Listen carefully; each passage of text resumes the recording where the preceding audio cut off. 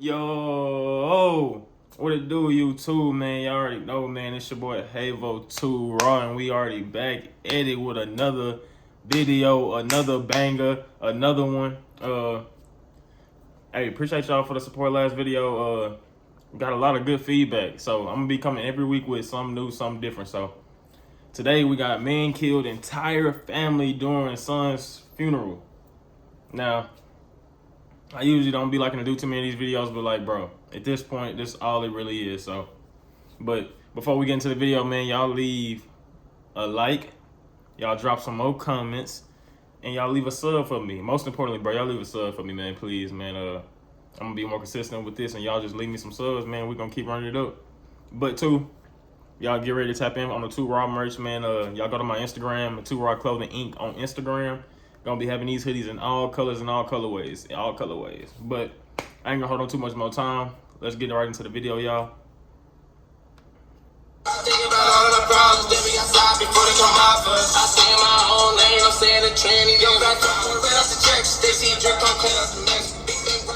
Cause I'll start off jamming. I ain't gonna lie to you feel me?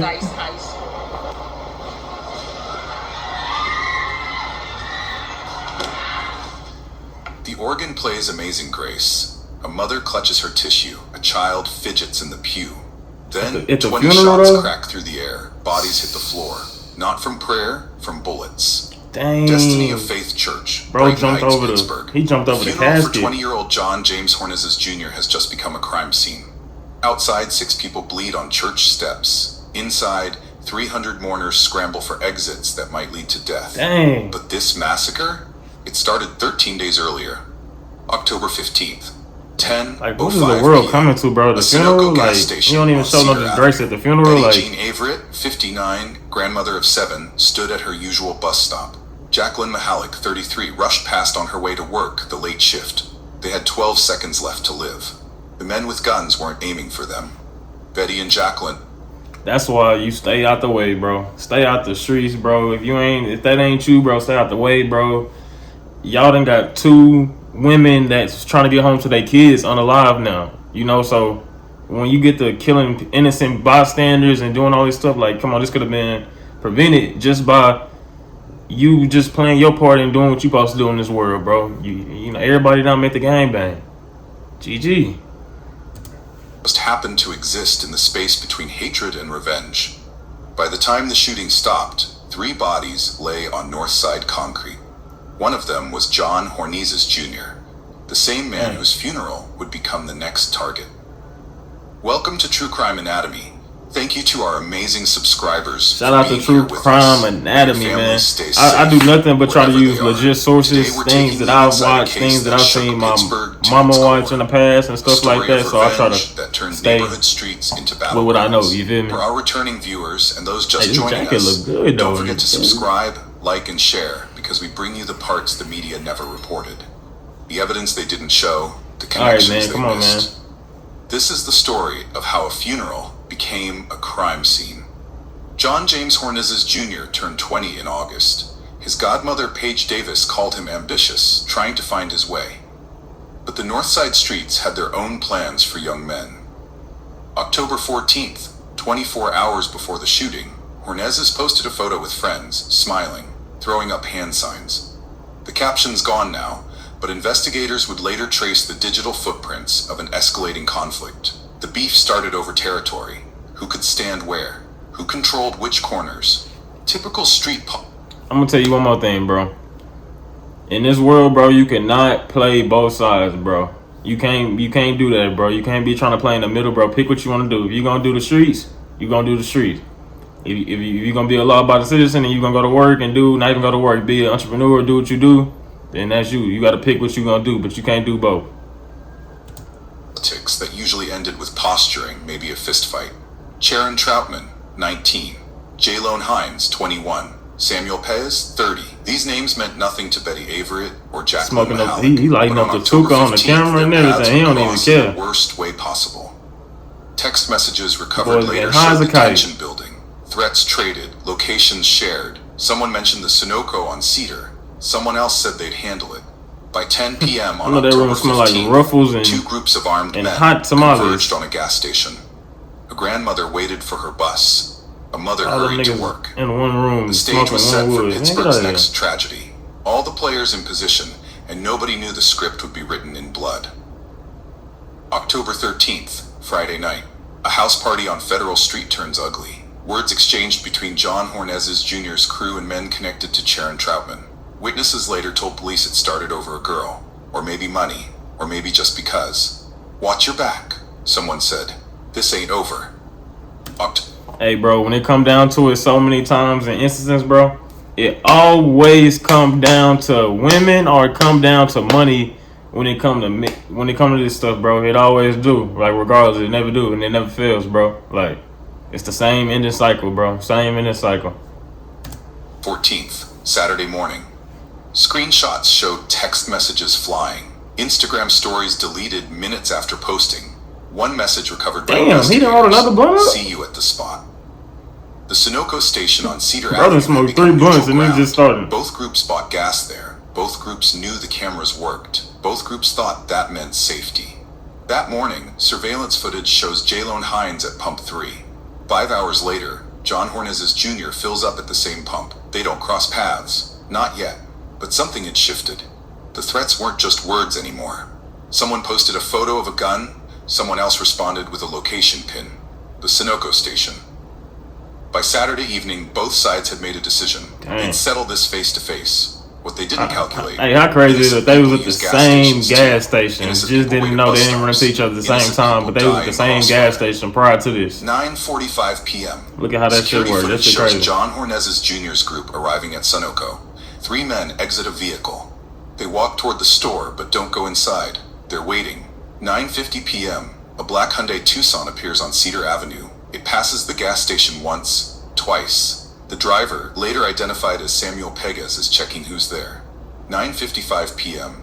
Betty Jean Averett reaches her bus stop. She sets down her purse, checks the posted schedule. The number 54 should arrive at 10:08.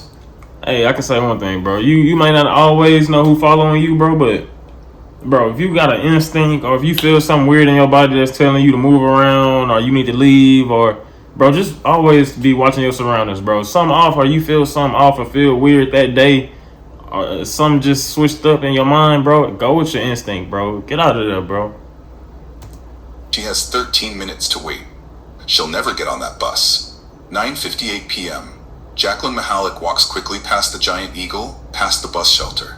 She glances at her phone, running late for her 10:15 shift. She has 17 minutes to live. And she was running late for work. The Hyundai returns. This time it stops. Sharon Troutman sits in the passenger seat. In the back, another man investigators haven't named. All 3 are armed. 10:02. Damn. Someone shouts across the gas station lot. The surveillance audio is unclear, but witnesses heard. Why the hell does it look like in an old western like type of country type of thing? Why does this look so old school? Hornezes and his 2 associates stand near the park adjacent to the station. They draw weapons. The men in the Hyundai respond. 23 shell casings will be recovered. 2 different calibers. Multiple shooters firing from both sides.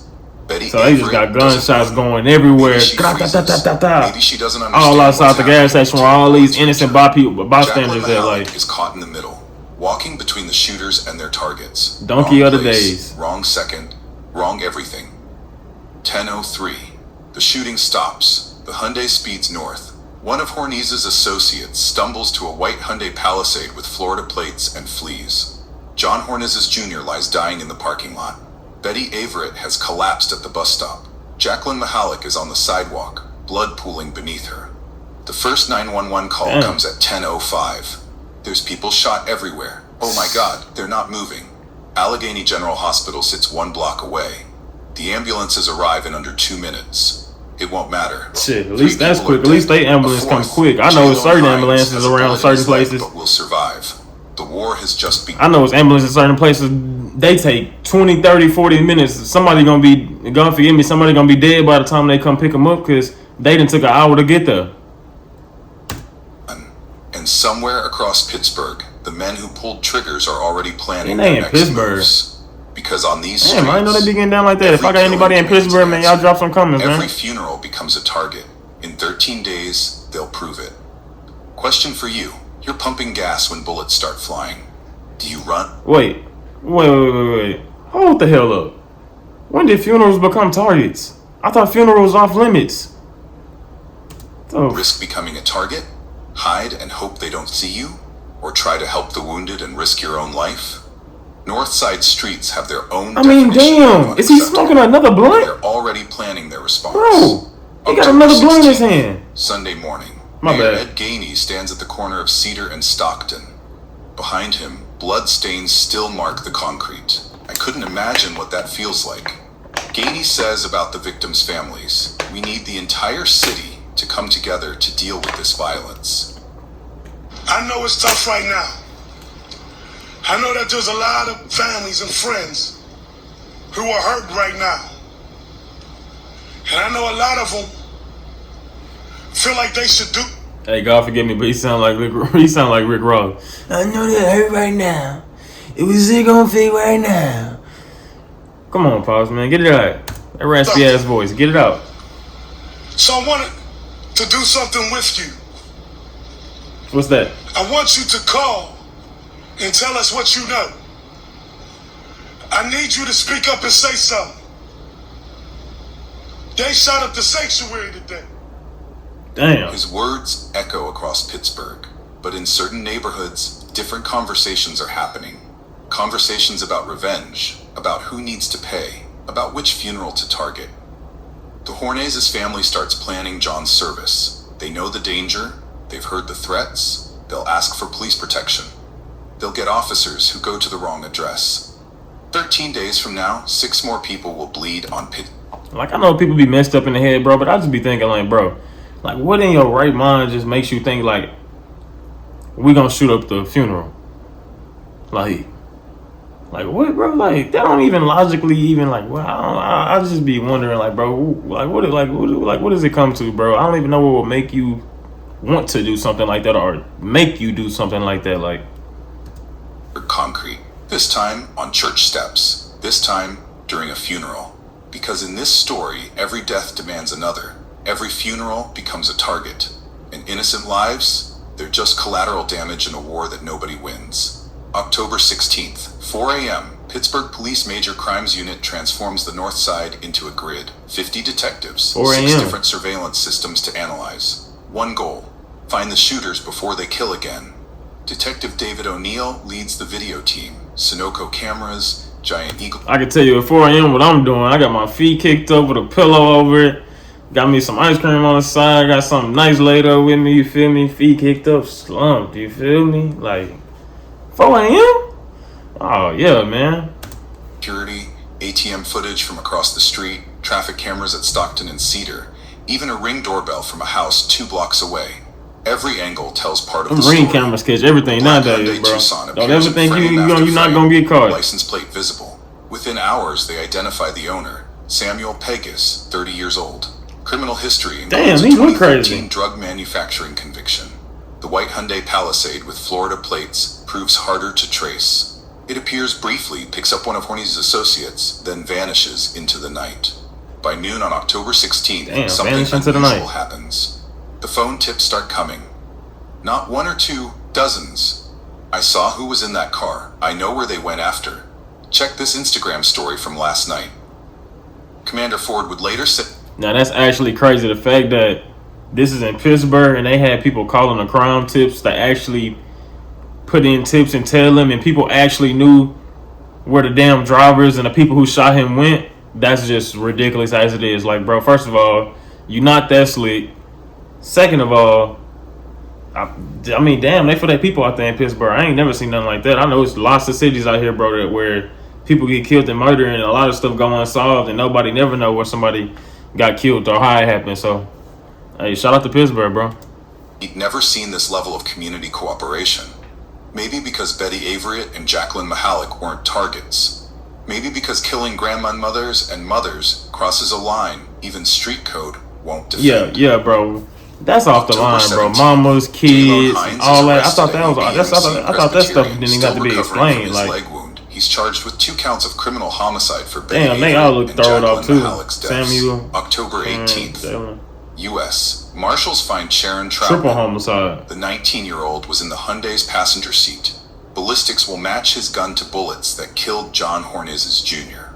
But arrests don't stop what's coming, because on Pittsburgh's north side, justice and revenge wear the same face. October 20th. The Hornizes family meets with funeral director to plan John's service. They choose Destiny of Faith Church on Brighton Road, a place of peace, a sanctuary.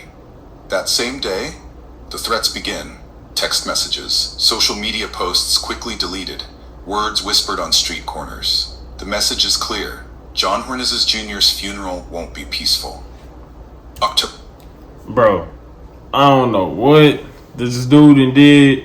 He was an innocent little kid, or not an innocent kid, an innocent teen, bro, an innocent college, whatever he was, bro. But the fact that he got people sending his family death threats, bro, saying that his funeral not gonna go lightly, is insane. So, bro, he must have been doing some real crazy ass shit, bro. Cause it ain't no way people just trying to do some crazy ass shit to you like this, bro. Like texting your people, letting them know that they finna do some crazy shit to the funeral. Like if you would have even said something like that to me, bro, the funeral's off. Well, I'm sorry, bro. God forgive me. We're gonna have to bury Baby D another time. God forgive me, but we not doing it that day. Like, it's dead. GG. 26th. The family formally requests police protection for the service. Pittsburgh Public Safety approves the request. Two officers that boy was ripping that coast shit like this. The what a coast trash is 48 hours. October 27th. The officers receive their assignment, but somewhere between dispatch and deployment, wires cross. The address they're given, a funeral I take that back to quote home, when I try to say, hey, if I got any quote fans, man, or any quote players that ever watch my videos, bro, officers tap in. arrive at the funeral home, empty parking lot, no activity. They radio dispatch, no funeral scheduled at this location. Stand by, comes the response. The officers wait, check again at 8 a.m., still nothing. At 8:45, they leave. Meanwhile, 3 blocks away, mourners begin arriving at Destiny of Faith Church. Paige Davis, John's godmother, notices immediately. No police presence. Where are the officers? She asks funeral staff. They should be here, someone responds. We requested them. 10 a.m. The hearse arrives, still no police. 11 a.m. Time out. Why does this dude have a shiesty on, bro? At the funeral, a shiesty? What the fuck? A shiesty mask at the funeral? 300 mourners fill the church. Gospel music plays, prayers That's begin, ridiculous. and outside multiple shooters take positions. The security camera at the church entrance records everything. Timestamp 12:02 p.m. What the fuck? What the? Bro, they got this on camera, bro. Bro is full on fledged out like this, with funky sweatpants on, and bro, is he doing this in slides? Nah, sliding in slides is crazy. Like the slide on slide is crazy. Like literally, he's sliding in slides. This shit is OC. A figure in dark clothing appears Sad, at the corner, bro. then another, then more. Inside, the service continues. The pastor speaks about forgiveness, about breaking cycles of violence, about young lives lost too soon. Outside, fingers rest on triggers. 12:04 p.m. The shooting begins. What happens when a community asks for protection and receives none? When officers go to the wrong address while killers go to the right one? When a sacred space becomes a shooting gallery? Pittsburgh is about to find out. 12:04 p.m. October 28th. The first shot cracks through Brighton Heights air. Inside Destiny of Faith Church, 300 mourners freeze. Was that a car backfiring? Then comes the second shot. The third. Then automatic fire. The church security camera. Bro, they got horses, people, security all out there, and they just shooting wildly. Then shot the horses and shit. Sad, bro. Like, the dude laid out under the car, like. Captures figures running. Multiple shooters, different Damn, he shot positions. the windows This out the isn't random, Escalade. it's coordinated. 5 shots. Pause. 15 more in rapid succession. Outside, 6 people fall. Blood spreads across Dang, church shot. steps where minutes ago mourners hugged and shared memories. Inside, panic. Bodies hit the floor, this time from fear, not prayer. What the? Mothers throw themselves over children. The elderly crouch behind Damn. pews. Someone screams, He they're just went shooting at through the church. spraying. The pastor's microphone picks up his words. Get down. Everyone down. Video from inside shows the chaos. A casket abandoned at the altar. Funeral programs scattered like confetti. A child's shoe left behind as That's families crazy. run for exits that might lead to death. The shooting lasts 90 seconds. 90 seconds to violate everything sacred. 90 seconds to prove nowhere is safe. Then silence. Then sirens. Police arrive to a scene they failed to prevent. 6 wounded outside, 1 in critical condition. Inside, traumatized mourners who came to bury 1 victim of gun violence and almost became victims themselves. The image that haunts Pittsburgh, uniformed officers carrying John Hornazes Jr.'s casket to the hearse, the funeral he couldn't have in peace. The protection that never came. Rob Dennis, standing near the church afterward, tells reporters, "You see how quiet it is now? It's always quiet like this. This doesn't happen here." But it did happen, at a church, during a funeral, in broad daylight. If not at church, then where? And the fact that they did this in broad daylight, like it was nothing, bro, like, bro, you gotta stand your P's and Q's out here, bro. This happened at a funeral. So, I know I got a lot of followers and people that's like all around the world, bro. Hey, bro, I ain't telling you to go get a gun and nothing like that. If you don't, go get trained, go get licensed, stay protected, protect your family, protect what you got to, bro, because it's getting scary out here, bro, and it's only going to get worse, bro. With time, it's only going to get worse, so you got to protect what you love and who you love, bro, so. During final goodbyes, then when? If men with guns will shoot up a funeral, what boundary remains? 2 hours after the church shooting, police arrest Sean Davis, 19. By evening, a 16-year-old joins him in custody. Both face attempted homicide charges. Bro, 16 is crazy, bro. Like 16, you got like your whole life ahead of you, bro. Like you still in like retaliation for 10th grade or something, like, bro. That's insane, bro. For something else. You like a freshman. A cycle spinning so fast nobody remembers who started it. November 2nd, more arrests in the Cedar Avenue case, but some charges won't stick. January 2023, homicide charges dropped against Sharon Troutman and Samuel Pegas. They still face conspiracy and weapons charges. The families speak.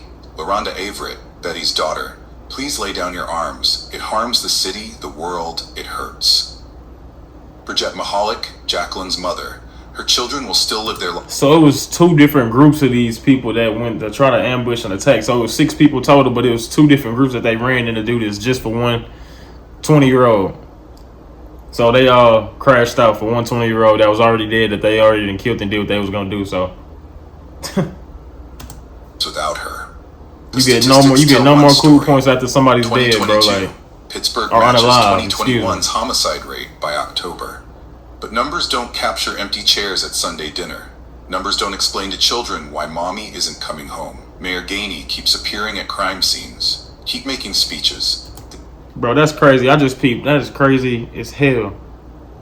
He got the same exact birthday as me. He was born the same exact day as me. That's crazy as hell.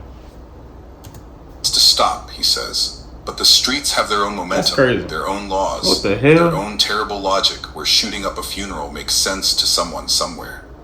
Thank you for watching. Today, if you visit the corner of Cedar and Stockton, you'll find a memorial. Flowers for Betty Averett. Photos of Jacqueline Mahalik, candles that neighbors keep lit, 2 innocent women dead. Insane. Man, moral of the story today is, if you ain't got a tool, you a fool. Cause before you go out like that, man, you gotta stay protected. You can't do nothing about situations like that, man. But shout out to the family that lost the dude. Rest in peace to the dude, the 20-year-old that died.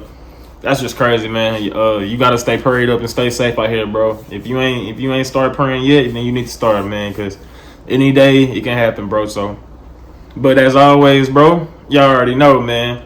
It's your boy Havo, and if y'all rocking with me, I'm rocking with y'all, and it's just like.